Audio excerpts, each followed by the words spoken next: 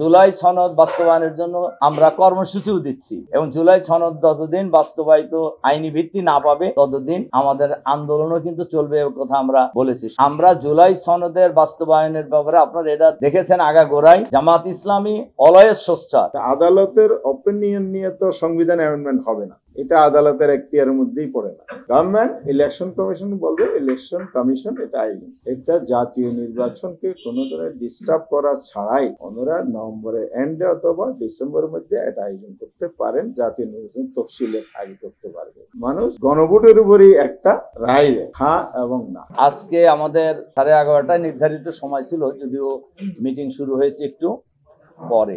তো আজকে আলোচনার বিষয় আপনারা ইতিমধ্যেই শুনেছেন সব। জুলাই সনদের আইনি ভিত্তি দিতে হবে, এ পয়েন্টে আমরা সবাই একমত। আইনি ভিত্তিটা কোন ফর্মে হবে এটা নিয়েই আজকে আলোচনার মূল বিষয়। তা আমাদের বক্তব্য তো আমরা আগেও বলেছি, আজকেও আমাদের বক্তব্যে আমরা স্পষ্টই বলেছি এবং বলা যায় আমরা সব দলই বিরাট কাছাকাছি এসে গেছি যে জুলাই সনদের আইনি ভিত্তি দিতে হবে এবং এটা গণভোটে দিতে হবে। এইটার কিন্তু এক জায়গায় এসে একটু দ্বিমত কারুর আছে, তবে আমাদের ধারণা এই পয়েন্টও আমরা সবাই একমত হয়ে যাব যে জুলাই সনদের আইনি ভিত্তি দেওয়ার ক্ষেত্রে কনস্টিটিউশন অর্ডার যেটা আমরা আগেও বলেছি এর ভিত্তিতেই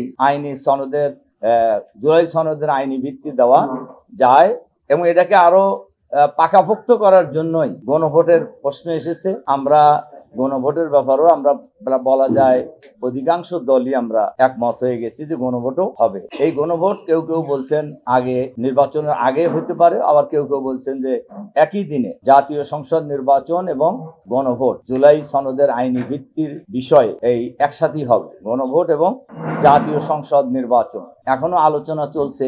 আমার ধারণা আমরা অধিকাংশ রাজনৈতিক দলই এ ব্যাপারে আগামী দিনে ঐক্যমত পোষণ করব এবং জুলাই সনদের আইনি ভিত্তি হয়ে যাবে ইনশাআল্লাহ। হ্যাঁ, আমরা মনে করি এটা সম্ভব। নির্বাচন খালি আমরা প্রস্তুতি নিতেছি না, সব দলই যারা নির্বাচন করতে ইচ্ছুক সবাই নিচ্ছে এবং আমাদের ধারণা এটা আইনি ভিত্তি দেওয়ার পর জুলাই সনদের ভিত্তিতেই জাতীয় নির্বাচন সম্পন্ন করা। দেখুন, আসলে অনেকে তো অনেক কথাই বলে, তা আমরা তো ওই কথা ধরে তো আমরা কোনো বক্তব্য রাখবো না। তবে আমরা জুলাই সনদের বাস্তবায়নের ব্যাপারে আপনারা এটা দেখেছেন আগাগোড়াই জামাত ইসলামী অলওয়েজ সোচ্চার, এখনো সোচ্চার এবং জুলাই সনদ বাস্তবায়নের জন্য আমরা কর্মসূচিও দিচ্ছি এবং জুলাই সনদ যতদিন বাস্তবায়িত আইনি ভিত্তি না পাবে ততদিন আমাদের আন্দোলনও কিন্তু চলবে কথা আমরা বলেছি। সুতরাং জুলাই সনদের আইনি ভিত্তি দেওয়া বাস্তবায়ন করা এ ব্যাপারে জামাত আগেও খুবই সিরিয়াস ছিল, এখনো সিরিয়াস। জাতীয় সংসদ নির্বাচন পরে তো নয়, আমরা তো আসলে সংস্কারের বিষয়ে সবসময় সোচ্চার ছিলাম, এটা গভর্নমেন্টের কমিটমেন্ট। এই গভর্নমেন্ট যখন ফর্ম হলো তারা মৌলিকভাবে যে কাজ করবে বলছে তার তো অন্যতম প্রধান হচ্ছে সংস্কার। এই সংস্কারের জন্য তো কমিশন হয়েছে।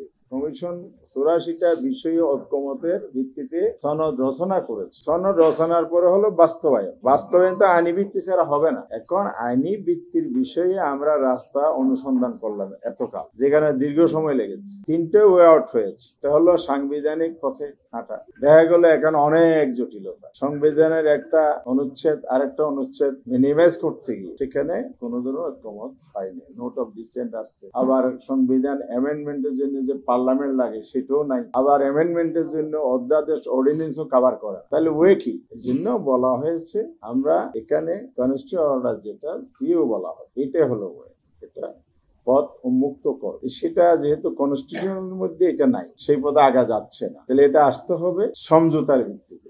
ঐক্যমত্য কমিশন তো সমঝোতার একটা প্রক্রিয়ার জায়গা, সেই জায়গায় যেহেতু সমঝোতা, রাজনৈতিক সমঝোতা, পলিটিক্যাল ইস্যু, এখন পলিটিক্যাল সেটেলমেন্ট হইতো, তাহলে এটা সহজ। থার্ড ওয়ে আরেকটা ওয়ে আসছে যে 106 আদালতের অপিনিয়ন। আদালতের অপিনিয়ন নিয়ে তো সংবিধান অ্যামেন্ডমেন্ট হবে না, এটা আদালতের এখতিয়ারের মধ্যেই পড়ে না।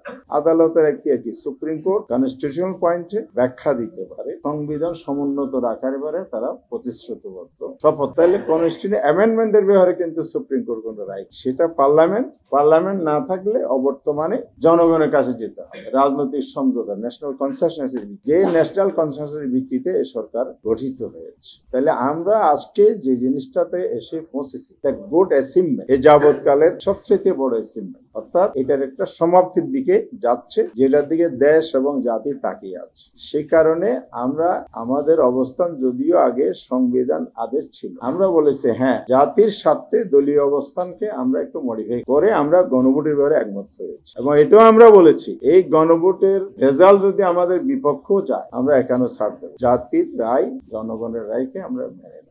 আমার পক্ষে বিপক্ষে এটা বড় কথা নয়। আমার জনগণ কি, জনগণের অভিপ্রায়ের সরকার, জনমতটাই, জনগণের রায়টা হলো সর্বোচ্চ আইন। আপনি কনস্টিটিউশনে অ্যামেন্ডমেন্ট হয়ে কিন্তু পার্লামেন্টে পুরোপুরি কার্যকর করতে পারে, প্রেসিডেন্ট হয়ে কিন্তু আবার গণভোট জারি, মৌলিক ক্ষেত্রে এটা হলো কাঠামোর বেসিক স্ট্রাকচার, কিন্তু গণভোটে যেতে হয়। এই জন্য আমরা বলেছি যে আইনি ভিত্তি রচনার জন্য যদি গণভোটে যায় তাহলে এটা হবে সবচেয়ে পাওয়ারফুল একটা আইনি। এটা কখনো চ্যালেঞ্জ হতে গেলেও টিকবে না, এবং পার্লামেন্টে এটাকে অ্যাভয়েড করতে পারবে না, যেমনটি 91-এ পারে নাই। 90-এর যেহেতু রূপরেখা সবার কনসেনসাসের ভিত্তিতে হয়েছে, পার্লামেন্টের জন্য এটা ম্যান্ডেটরি হয়ে গেছে, পার্লামেন্টে মেনে আবার এটা রেফারেন্ডাম হয়েছে। এখন আমি আসতেছি লাস্ট কনক্লুশন, এখন এটাকে আগে হবে না পরে? তা আমরা বলেছি যে আগে না পরে এই আলোচনা হওয়ার সুযোগ আছে। অন প্রিন্সিপাল আগে আমরা একমত করি। এখন আজকের অগ্রগতি এটাই, অন প্রিন্সিপাল সবাই গণভোটের পক্ষে মত দিয়ে। এখন এক্সিকিউশনটা গণভোট কিভাবে হবে? তো গণভোট তো আয়োজন করবে নির্বাচন কমিশন, কারণ নির্বাচন কমিশন তো কোনো ইলেকশনে অ্যারেঞ্জমেন্ট হতে পারে না, নির্বাচন কমিশন নিজে করতে পারে না, গভর্নমেন্টকে একটা ইনস্ট্রাকশন দিতে। ঐক্যমত কমিশনের এই প্রস্তাব গভর্নমেন্ট যদি ইনস্ট্রাকশন আকারে দেয়, সেই ক্ষেত্রে ইলেকশন কমিশন গণভোটের আয়োজন করবে। কিভাবে হবে, কোন সময় হবে, টাইমলাইনটা কি হবে, পদ্ধতিটা বলে দিলাম। গভর্নমেন্ট ইলেকশন কমিশন বলবে, ইলেকশন কমিশন এটা আয়োজন। এখন ইলেকশন কমিশন কখন করবে? এখন কেউ কেউ বলছেন যে এটা একই সাথে যদি হয়, একই দিনে হয়, হতে পারে, তারা বলছে। কিন্তু আমরা বলছি যে এটা পাবলিকের জন্য একটা কনফিউজিং, অভ্যস্ত না। আমাদের গণভোটের অভ্যস্ত হলো মানুষ গণভোটের উপরই একটা রায় দেয়, হ্যাঁ এবং না। এখানে হ্যাঁ না কি হবে? এখানে জাতীয় সনদের ভিত্তি, আইনি ভিত্তিটা আপনি সমর্থন করেন কি না, হ্যাঁ না। এটা ইলেকশন কমিশনকে যদি দায়িত্ব সরকার দেয়, আমরা মনে করি এটা জাতীয় নির্বাচনকে কোনো ধরনের ডিস্টার্ব করা ছাড়াই ওনারা নভেম্বরের এন্ডে অথবা ডিসেম্বরের মধ্যে এটা আয়োজন করতে পারেন, জাতীয় নির্বাচন তফসিলে আগে করতে পারবে। এটা হয়ে গেলে এই আইনি ভিত্তি জুলাই সনদের ভিত্তিতে এখানে সবকিছুই থাকবে। নেক্সট পার্লামেন্ট কতটুকু কি করবে, এবং আগামী ইলেকশন কোন প্রক্রিয়া হবে, এই সনদ বাস্তবায়ন প্রক্রিয়া কি হবে, এই সমর্থন করেন কি না, হ্যাঁ না, ভোটের মধ্যে চার্টারের মধ্যে যে ডিটেলস বর্ণনা থাকে, এবং সেটা যদি হয়ে যায় তাহলে ফেব্রুয়ারিতে নির্বাচন হতে কোনো ধরনের বাধা নাই। জনগণকে একটা জটিল অবস্থায় ফেলে না দিয়ে, এই মহাপরীক্ষায় ফেলে না দিয়ে সহজ পথে আগালে জাতীয় বাঁচে, আমরাও বাঁচি, দেশও বাঁচে, জনগণও বাঁচে, দেশের ভবিষ্যৎ নিরাপদ। আমি যদি বলি যদি হয় না, আর এমনি তো ওই আলোচনা তো নাই, আমরা তো অলরেডি অলমোস্ট একমত হয়ে গেছি আর কি। না, আমরা কখনো গণভোট থেকে সরে আসি নাই। আমরা বলেছি গণভোট হইতে হবে, কনস্টিটিউশনাল অ্যামেন্ডমেন্ট গণভোট ছাড়া হবে না, এটা অন্যভাবে কাভার দেওয়া যাবে না। এই জন্য আমরা বলেছি যে কনস্টিটিউশনাল অর্ডার এবং সেটার উপর গণভোট, তাইলে আপনার ভবিষ্যৎ চ্যালেঞ্জের মধ্যে পড়বে না, পার্লামেন্টের জন্য এটা ম্যান্ডেটরি হয়ে যাবে। বিএনপি আবার নতুন করে বলছে আজকে পরে আরেকটা গণভোট। আমার মনে হয় এটাও আদৌ প্রয়োজন আছে কিনা, এটা আলোচনার বিষয় আছে। না, সাংবাদিক বন্ধুদের তো জানার কথা। আমরা কিন্তু গত লাস্ট যে ব্রিফিং এখানে হয়েছে সেইখানেই কিন্তু আমরা এই গণভোটের কথা বলেছি আর কি, কাজে এটা নতুন কথা না, আমাদের পুরনো কথা। এখন যতটুকু গ্যাপ আছে আমরা মনে করি খুব অল্প সময়ের মধ্যে সব একমত হয়ে যাবো। না, আমরা তো আমাদের বক্তব্য রেখেছি, আলোচনা আছে চলমান, আর ঐক্যমত কমিশনের নেতৃত্বে যারা আছেন তারা আমাদের বক্তব্য শুনছেন, ওনারাও তো একটা মত দিবেন। ওয়েট করেন, ধৈর্য ধরে আমরা